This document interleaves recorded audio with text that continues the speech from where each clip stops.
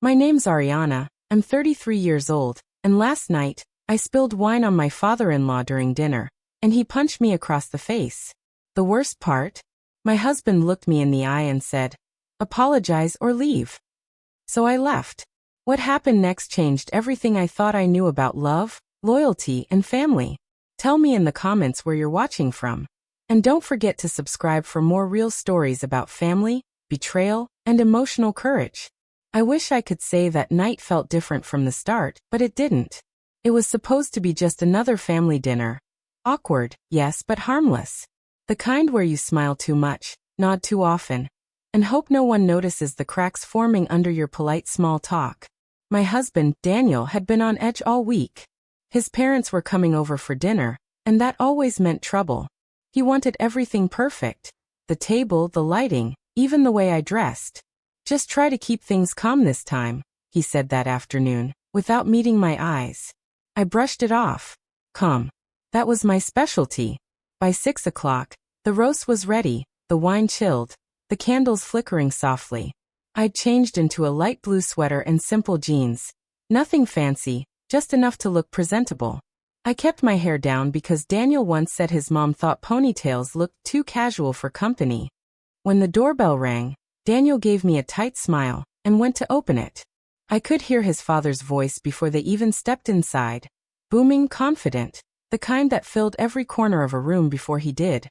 "Smells good in here," his father, Greg, said, patting Daniel's back and scanning the dining table like he was inspecting a restaurant. His wife, Linda, followed behind with a polite but thin smile, her perfume strong enough to make my eyes sting. I welcomed them the way I always did, with a hug that wasn't quite returned and a smile that felt like work.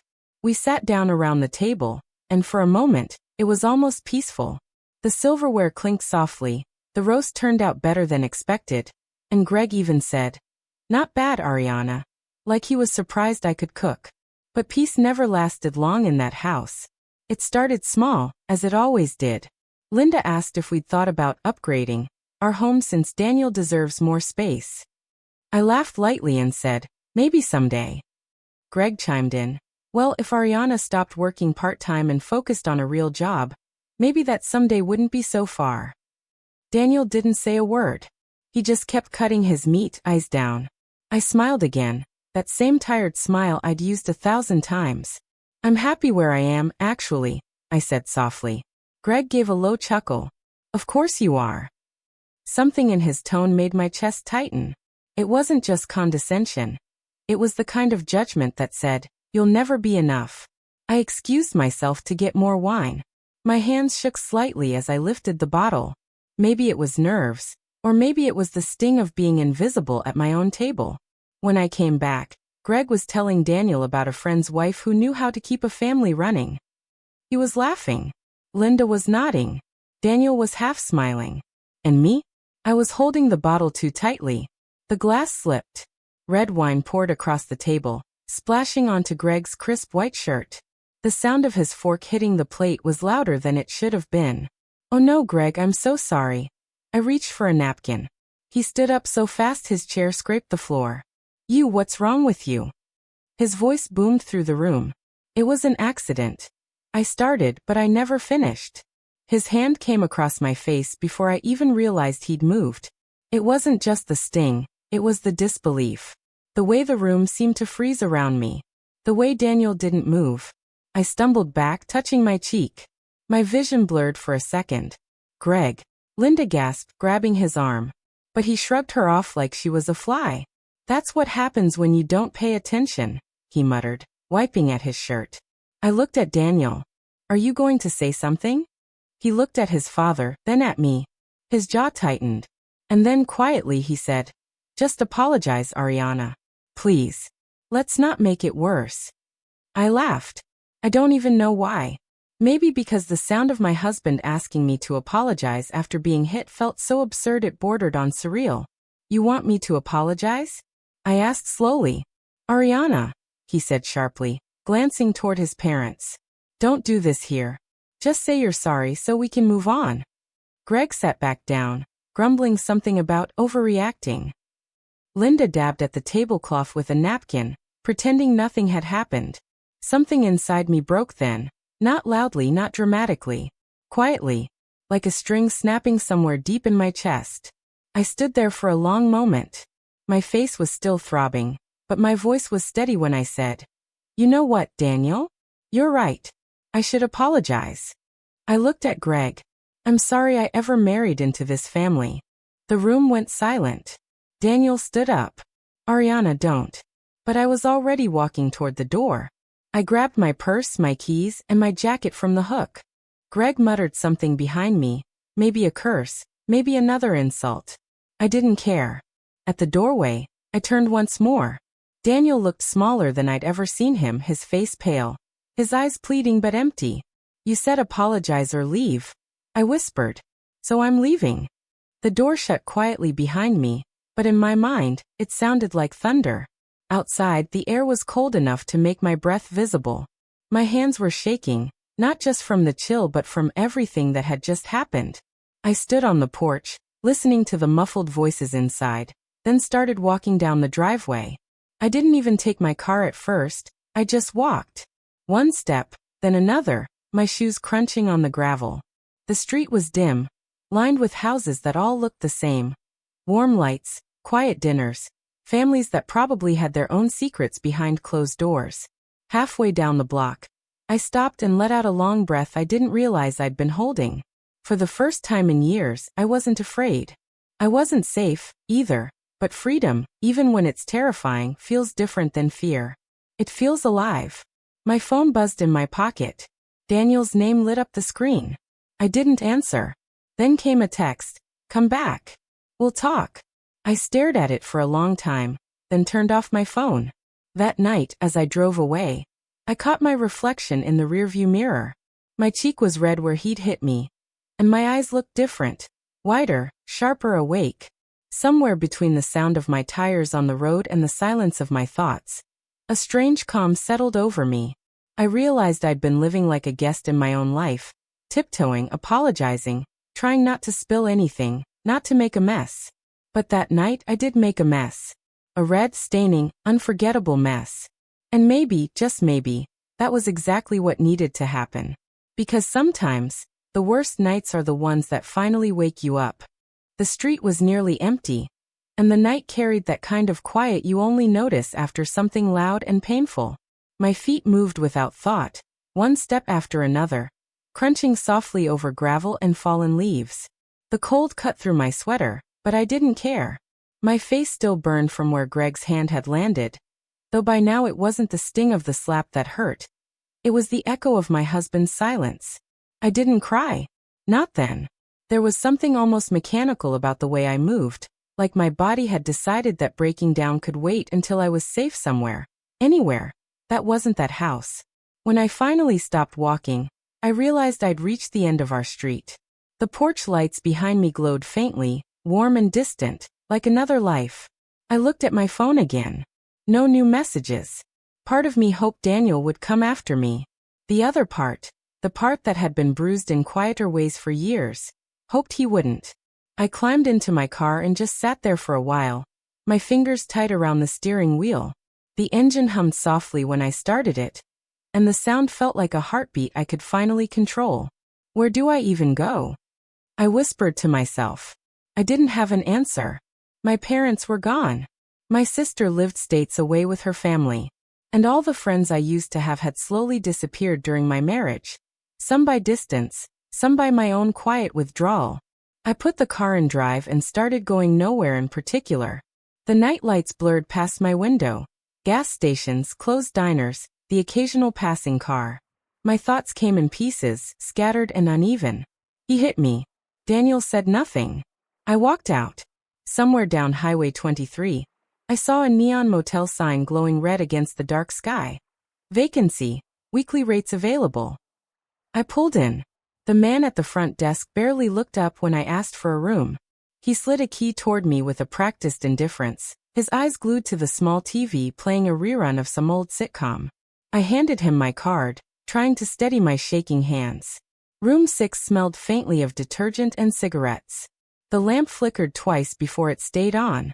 The carpet was rough beneath my feet, and the heater made a low rumbling noise, but it felt safe. Quiet. Mine.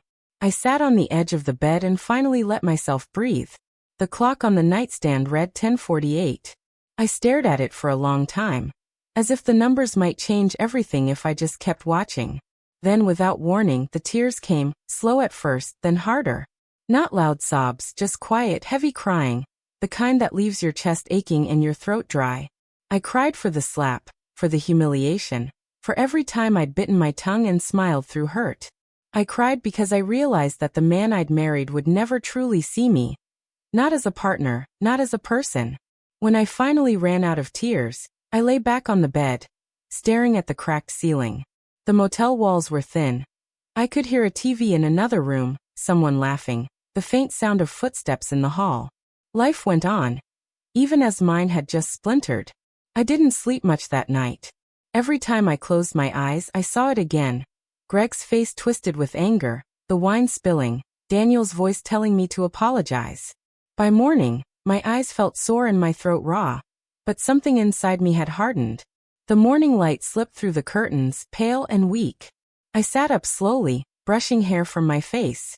The mirror above the dresser reflected a woman I barely recognized. Puffy eyes, hair tangled, cheek faintly red. But beneath all that, there was something else. A spark. A steadiness I hadn't seen in years. I made a decision then. I wouldn't call Daniel. I wouldn't text him. Not today. Maybe not ever. Instead, I left the motel for a small diner across the street. The waitress, a woman in her 50s with kind eyes, poured me coffee without asking.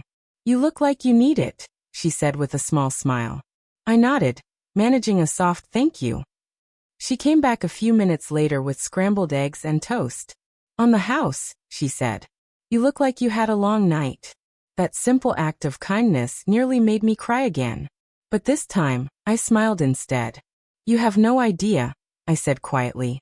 As I ate, I thought about what to do next. I had a little money saved, a secret account I'd opened years ago when I started feeling uneasy about how Daniel managed everything. I could use it for a few weeks, maybe find a place to stay. A fresh start didn't sound as impossible as it had last night. I pulled out my phone again. There were 3 missed calls from Daniel and 1 message. "We need to talk. Dad feels terrible. Please come home." I read it twice, then turned the phone face down on the table. The word home didn't mean what it used to. Later that afternoon, I drove around aimlessly until I found a small park. I parked the car, sat on a bench, and watched kids play in the distance.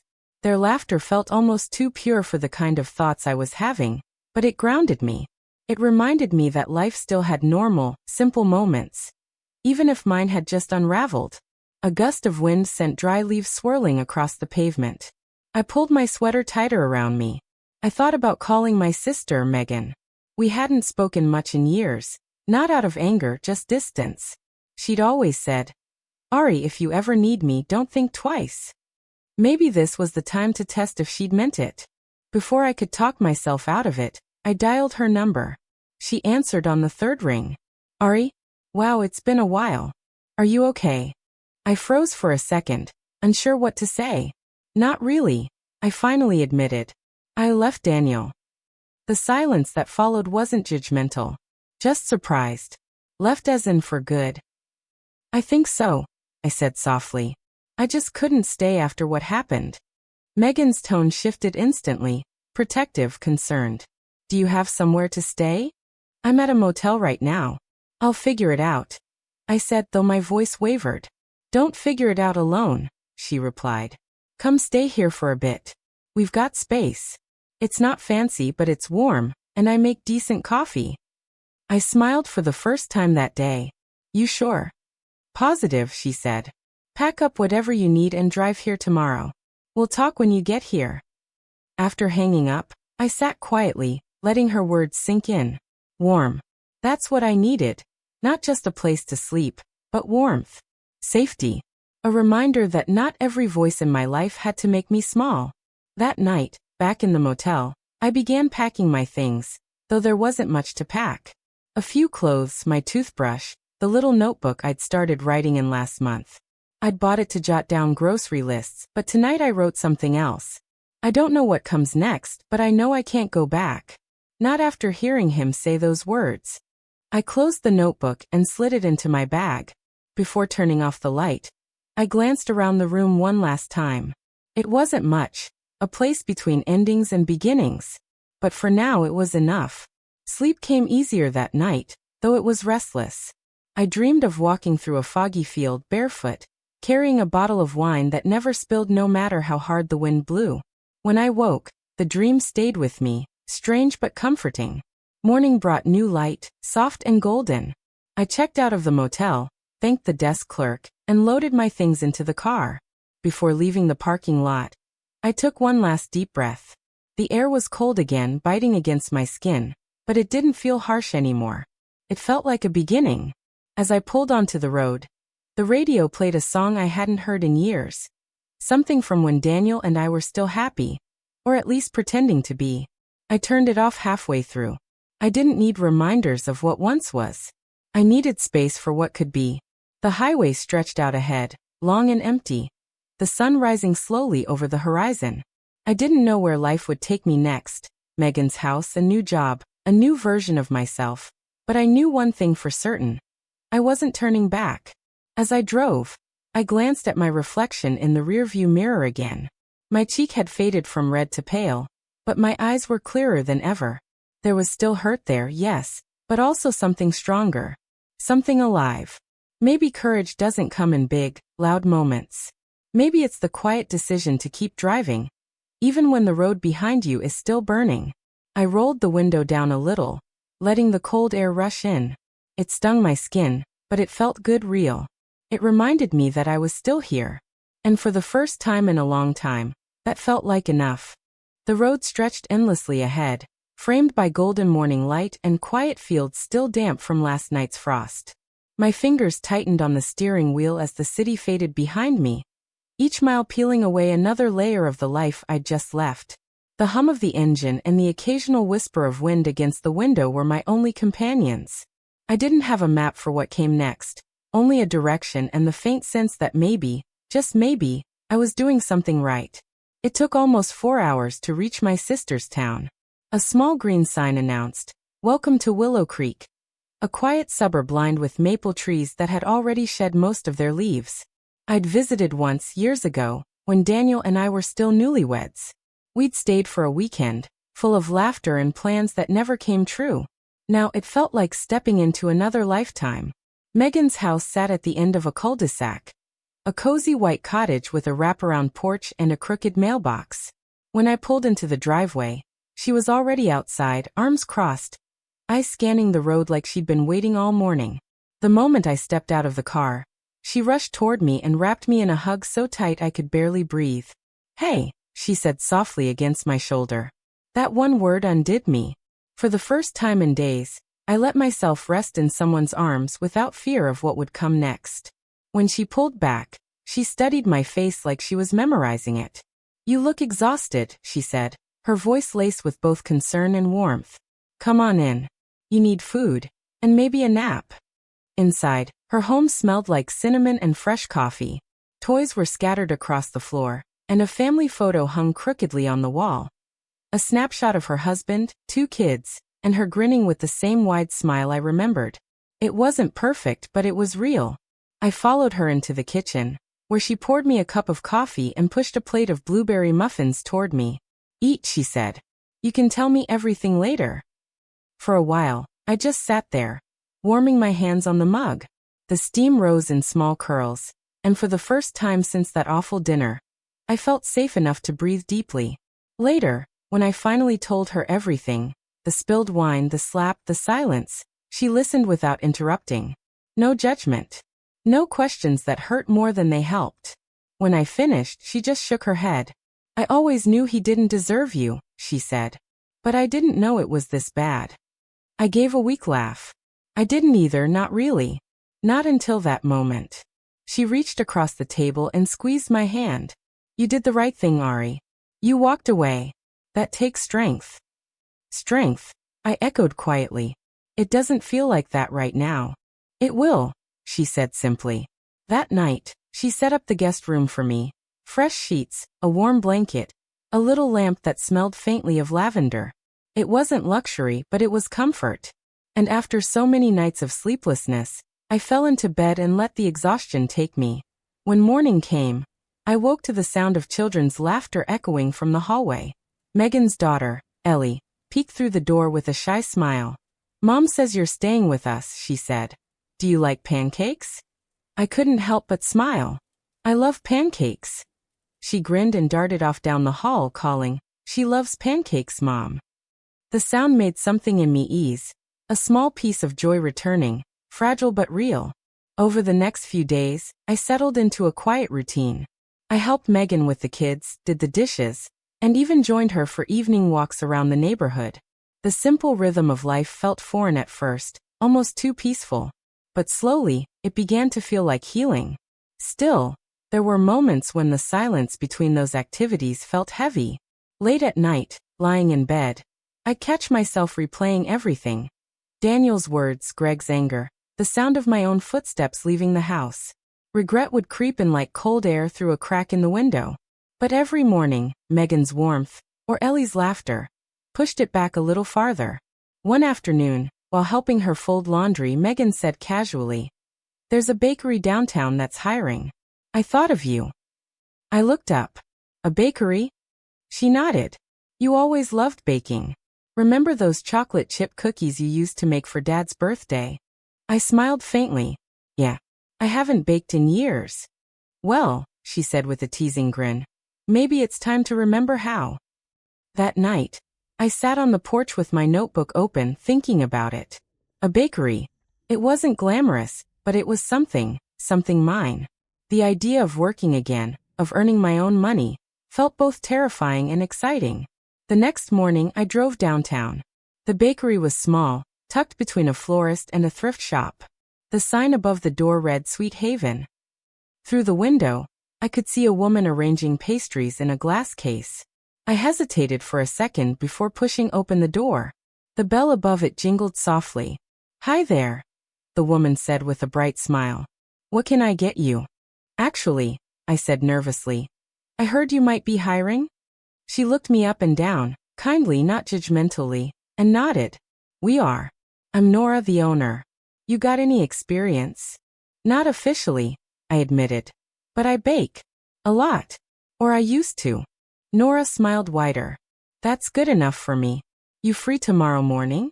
I could use an extra pair of hands." And just like that, I had a job. The next morning, I arrived at 6 a.m., apron tied clumsily, hands trembling slightly.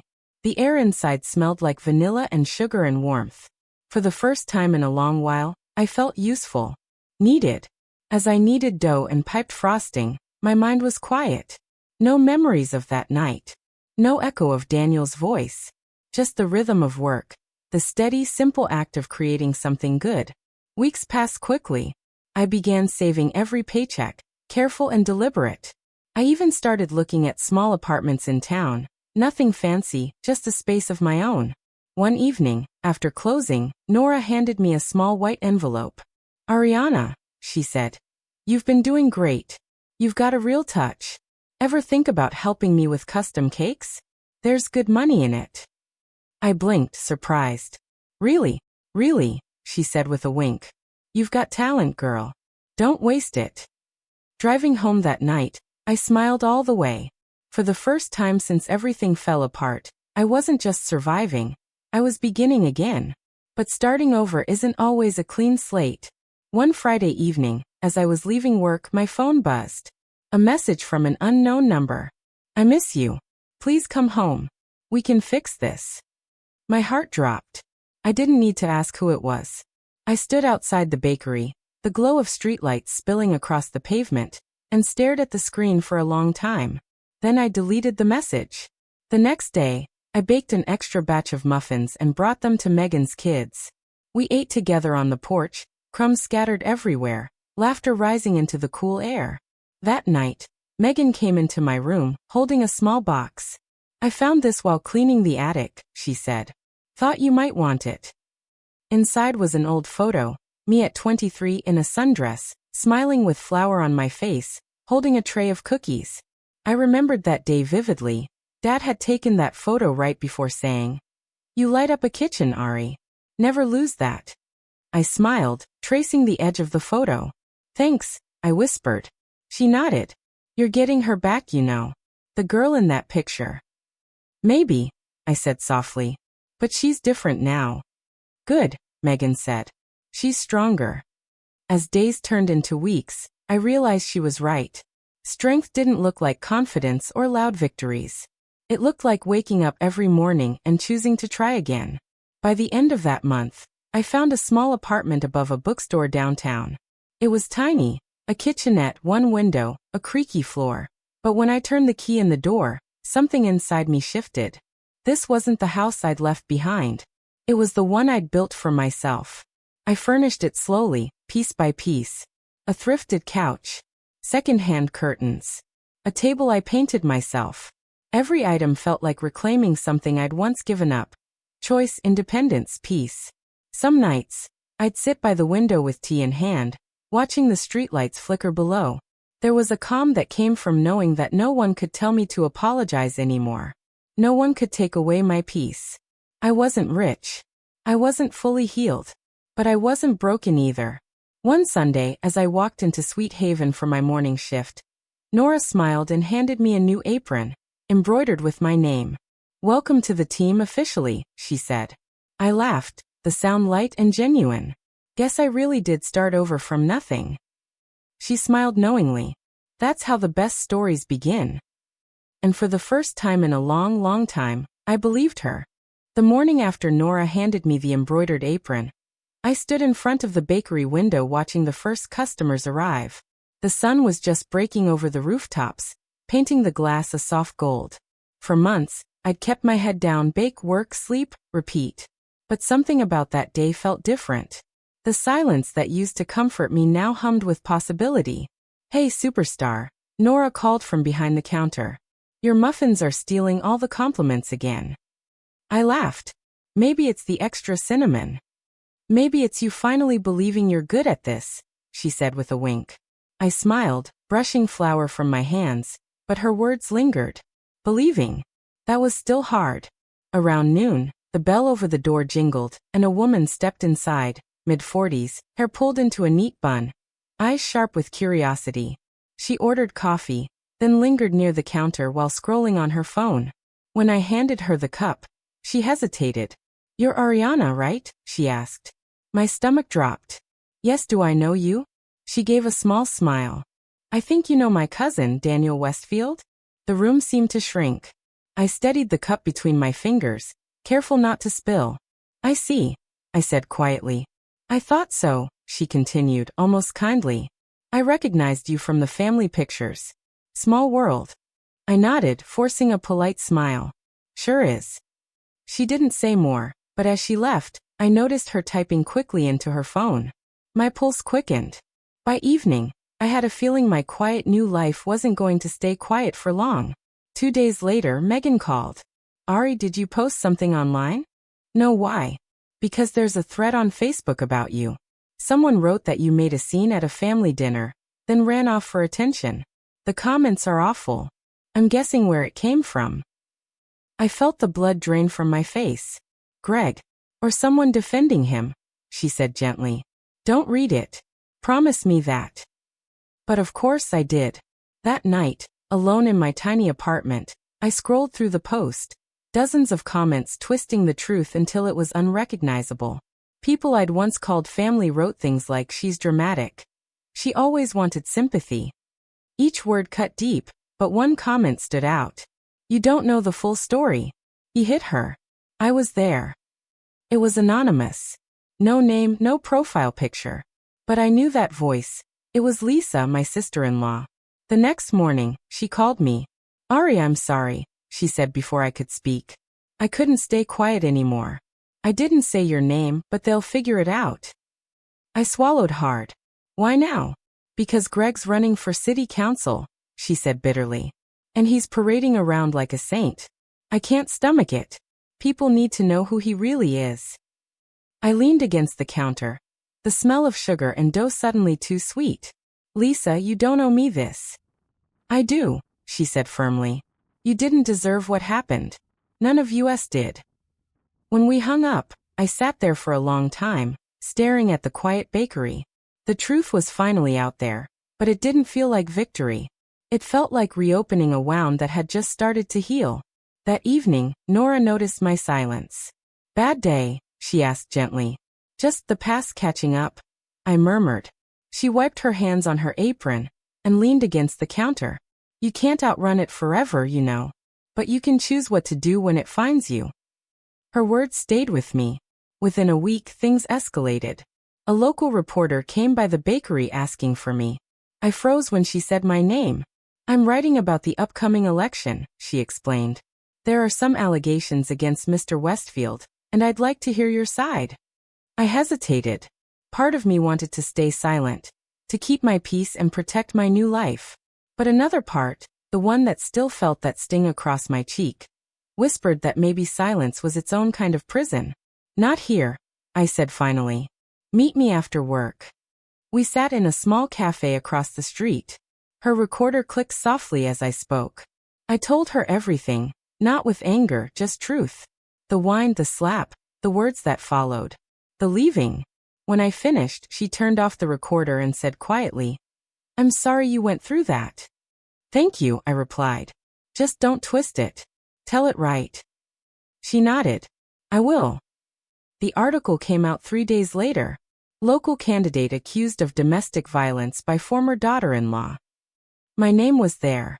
My words. My story. The bakery buzzed that morning. Customers whispering. Phones lighting up with notifications.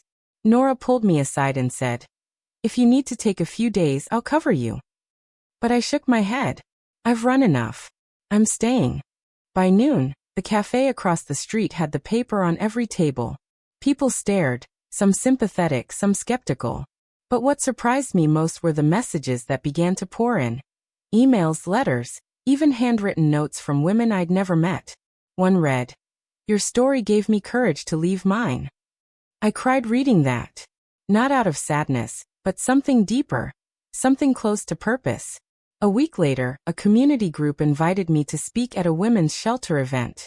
My first instinct was to decline. I wasn't a speaker.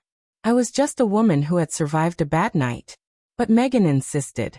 "You don't need to be perfect," she said. "You just need to be honest." The night of the event, I stood behind a podium in a small church hall. The crowd was small, maybe 30 women, some with tired eyes, some with gentle smiles. My hands trembled as I gripped the microphone.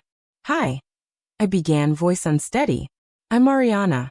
And not so long ago, I thought my life ended over a dinner table." A few people chuckled softly, others nodded. I told them my story, not with shame, but with the strength that came from finally saying it aloud. When I finished, the room was silent for a beat. Then, someone started clapping. One by one, others joined in. The sound filled the space like warmth spreading through cold air.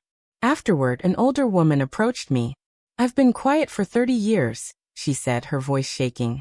"But tonight, I think I'll finally talk to someone." That moment changed something inside me. For the first time, I understood that the truth doesn't just free you. It frees others too. But of course, not everyone celebrated it. One evening, as I was closing the bakery, the bell rang. I turned and froze. Daniel stood there. He looked thinner, worn out. "Can we talk?" he asked quietly. Every muscle in my body tensed. "About what?" He sighed. "About everything. You've made quite the story, Ari. My father's furious. You could have ruined his career." "I didn't ruin anything," I said calmly. "He did." He rubbed his forehead. "You think this helps anyone? Dragging our family name through the mud." "Our family?" I repeated bitterly. "You mean the one that stood by while your father hit me?" He looked away. I was trying to keep the peace. I stepped closer. "Peace built on silence isn't peace, Daniel. It's surrender." He didn't respond, just stared at the floor. For a moment, I almost felt sorry for him. The boy who grew up learning that pretending was easier than standing up. "I didn't come to fight," he said finally. "I came to apologize." That caught me off guard. His voice was low, almost defeated. "I should have protected you. I was scared of him, but that's no excuse." I searched his face, trying to find sincerity in his eyes. Maybe it was there. Maybe not. But forgiveness wasn't something I could give just because he asked for it. I appreciate that, I said softly. But you don't get to rewrite what happened. He nodded slowly. I know. As he turned to leave, he paused at the door. You look happier, he said. I am, I replied simply. After he left, I stood in the quiet bakery for a long time. The smell of sugar and bread filled the air, the same as it always did. But something had changed. The truth was no longer something I carried alone. It lived out in the open now, where it belonged. Weeks passed, and life settled again. Greg withdrew from the election. The bakery got busier. People began to treat me not as a victim, but as a woman who stood up. One afternoon, Nora placed a small flyer on the counter. Support group Monday nights, it read. They're looking for volunteers. You'd be good at this, she said. You've got a way of making people feel safe. I smiled faintly. I'll think about it. That night, as I walked home under a sky painted with fading pink, I realized something important. The truth doesn't destroy you, it rebuilds you. Slowly, painfully, but beautifully. And though my story began with wine, anger, and betrayal, it was now becoming something else entirely. It was becoming freedom. The night air felt heavier than usual, almost as if it knew what was coming. I stood in front of the mirror, the same cracked one I had stared into countless times before, and saw someone I barely recognized. My hair was messy, my eyes dull, and the faint lines around my mouth seemed to tell stories of silent endurance. But beneath that tired reflection, something small and determined was beginning to wake up. It had been months since I left that house. The house where I was told to apologize for something I didn't do, where I learned that love could turn into humiliation in front of a dinner table full of judgmental faces. Every night since then, I had replayed that moment over and over, wondering how I ever let myself shrink so small for people who never saw my worth. But tonight felt different. It wasn't about revenge anymore. It wasn't about proving anyone wrong. Tonight was about reclaiming me. I put on my coat and grabbed the small box I'd packed earlier. Nothing fancy, just a few keepsakes from my old life. I had decided to return, not to beg or explain, but to face everything I had run away from. My heart thudded against my chest as I stepped into the cool darkness outside. The world was quiet, except for the crunch of gravel under my shoes. The closer I got to that neighborhood, the more memories came flooding back. The porch light that always flickered, the wind chime that never stopped ringing, and the faint smell of pine trees in the backyard. I almost turned back twice. But then I remembered that scared, broken version of myself who had walked away that night, trembling and alone. I wasn't her anymore. When I reached the house, my hands were shaking. The lights were still on. Through the window, I could see the same dining table, the one where everything had fallen apart. My husband, Ethan, sat there with his father, their faces lit by the glow of the TV. His mother was nowhere in sight. For a moment, I just stood there, hidden by the dark, breathing in the scene as if to test my strength. I wasn't here to make a scene. I was here to end one. I knocked softly. The sound startled them. Ethan opened the door, and for a brief moment, the silence between us was louder than any words could be. Ariana, he said, his voice uncertain. What are you doing here? Finishing what I started, I said quietly. He blinked, confused. It's late. You shouldn't. I just need 5 minutes, I interrupted, my tone firm but calm. Then I'll be gone for good. He hesitated, then stepped aside. The warmth of the living room hit me as I walked in. Everything looked the same couch, the same framed wedding photo, the same faint smell of his mother's lavender candles. But it all felt so distant now, like stepping into someone else's memory. His father didn't look up at first, but when he did, his expression froze. You've got some nerve coming here. I know, I said softly. But I came to say something I should have said that night. He scoffed. Oh, here we go again. No. I cut in, my voice steady. You'll listen this time. Ethan started to speak, but I raised my hand slightly. I'm not here to fight. I'm here to make peace with myself. His father leaned back, arms crossed, clearly ready to dismiss me. But I didn't come this far to be silenced again. That night, I began. I spilled wine. An accident. And you turned it into a punishment. You yelled, you raised your hand. I paused, swallowing hard. And my husband told me to apologize instead of standing by me. That was the moment I realized I didn't belong in this house anymore. Ethan's jaw tightened. Ariana, it wasn't like. It was exactly like that, I said gently. I loved you, Ethan. I forgave so many things, your silence, your excuses, your family's constant disrespect, because I kept believing that love would be enough to fix it. But I was wrong. Love can't survive without respect. His father shifted uncomfortably. You should have stayed. Families work things out. Families don't silence the one who's hurt, I said, my voice breaking slightly. They protect her. You didn't. The room grew heavier. Even the TV's low hum seemed to fade into the background. I don't want anything from you, I continued. Not an apology, not sympathy. I came to take back the part of me I left behind. The part that believed I deserved this. For a moment, no one spoke. Ethan's eyes softened, and I saw a flicker of guilt there, maybe even regret. But it didn't matter anymore. I wasn't looking for it. He finally whispered, "Where are you staying?" "Somewhere peaceful," I said with a faint smile. "A place where I can breathe without fear of saying the wrong thing." He nodded slowly, looking down at the floor. I'm sorry, Ariana. I believed him in a way. But it was too late. Sorry doesn't rebuild the parts of you that someone else helped break. I turned to leave. But before I reached the door, I stopped. You know, I said softly. I used to wish you'd fight for me. But I've learned something. You can't make someone see your worth when they've already decided you're less. Then I walked out. The night air hit me like a wave, cold, honest, freeing. For the first time in months, I didn't feel small. I didn't feel scared. I felt alive. I got into my old car, the one that rattled when it started, and just drove. No destination, no plan. Just me and the open road under the moonlight.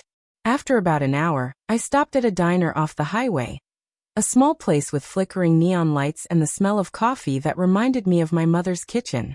Inside, a waitress smiled and asked if I wanted the late-night special. I laughed for the first time in what felt like years. As I sipped my coffee, I looked out the window and watched the headlights pass. Each car carried a story. People going home, running away, starting over. I realized I was one of them now. A traveler between who I was and who I was becoming. The next morning, I woke up in a small motel room with sunlight peeking through the blinds. I stretched, feeling a strange lightness in my chest. The kind that comes when you finally stop begging for peace and start creating it yourself.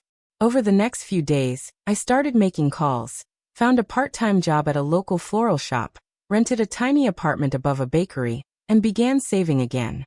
It wasn't much, but it was mine. Every day, I added a little more color to my world. Fresh flowers on the table, music playing in the background, laughter echoing from the street below. Weeks turned into months, and one evening, as I arranged a bouquet for a customer, I caught my reflection in the shop window. For the first time in a long while, I smiled at the woman looking back at me. She looked strong. She looked free. Later that night, I sat by the window of my apartment, sipping tea, and realized something beautiful. I didn't need closure from anyone else. I had given it to myself. That night, I wrote in my journal, "Freedom isn't leaving. It's choosing yourself, even when it hurts." And I meant it. I lit a small candle by my bedside, closed my eyes, and whispered a quiet thank you. To the girl who walked away, to the woman who came back stronger, and to the night that gave me my life back. Outside, the world moved on, but inside something finally settled. I had taken my life back. One choice, one breath, one brave night at a time.